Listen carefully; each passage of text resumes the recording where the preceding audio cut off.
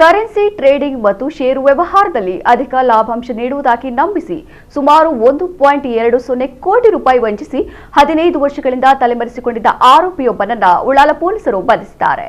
ಬೆಂಗಳೂರಿನ ವಿಶ್ವ ನೀಡಂ ಉಪ್ಯಾರ್ ಲೇಔಟ್ ನಿವಾಸಿ 41 ವರ್ಷದ ಅಜಯ್ ಪ್ರಸಾದ್ ಜಿ ಬಂಧಿತ ಆರೋಪಿ. ಈತನ ವಿರುದ್ಧ 2011ರಲ್ಲಿ 3 ಪ್ರಕರಣಗಳು ದಾಖಲಾಗಿದ್ದವು. ನ್ಯಾನೋ ಫಾರೆಕ್ಸ್ ಇಂಡಿಯಾ ಎಂಬ ಸಂಸ್ಥೆಯ ಫಾರೆಕ್ಸ್ ರೋಬೋಟ್ ಸಾಫ್ಟ್ವೇರ್ ಮೂಲಕ ಕರೆನ್ಸಿ ಟ್ರೇಡಿಂಗ್ ಮತ್ತು ಷೇರು ವ್ಯವಹಾರದಲ್ಲಿ ತಿಂಗಳಿಗೆ ಶೇಕಡ 40 ಲಾಭ ಹಾಗೂ ಶೇಕಡ 20 ಮರುಪಾವತಿ ನೀಡುವುದಾಗಿ ನಂಬಿಸಿ ಹಲವಾರು ಮಂದಿ ಗ್ರಾಹಕರಿಂದ ಸುಮಾರು 1.20 ಕೋಟಿ ರೂಪಾಯಿ ಹಣವನ್ನು ಸಂಗ್ರಹಿಸಿದ.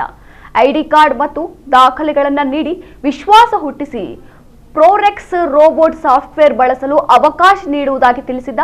ಆದರೆ ಪಡೆದ ಹಣಕ್ಕೆ ಯಾವುದೇ ಲಾಭ ಅಥವಾ ಮರುಪಾವತಿ ಮಾಡದೆ ಹಣವನ್ನ ದುರುಪಯೋಗಪಡಿಸಿಕೊಂಡು ವಂಚಿಸಿದ ಎಂದು ಆರೋಪಿಸಲಾಗಿದ್ದು, ಈ ಬಗ್ಗೆ ಪ್ರಕರಣ ದಾಖಲಾಗಿತ್ತು.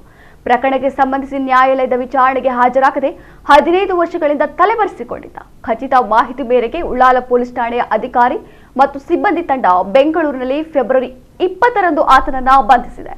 ಆರೋಪಿನ ಮಂಗಳೂರಿನ 7ನೇ ಜೆಎಂಎಫ್ಸಿ ನ್ಯಾಯಾಲಯಕ್ಕೆ ಹಾಜರುಪಡಿಸಿದ್ದು, ನ್ಯಾಯಾಲಯವು ನ್ಯಾಯಾಂಗ ಬಂಧನ ವಿಧಿಸಿದೆ.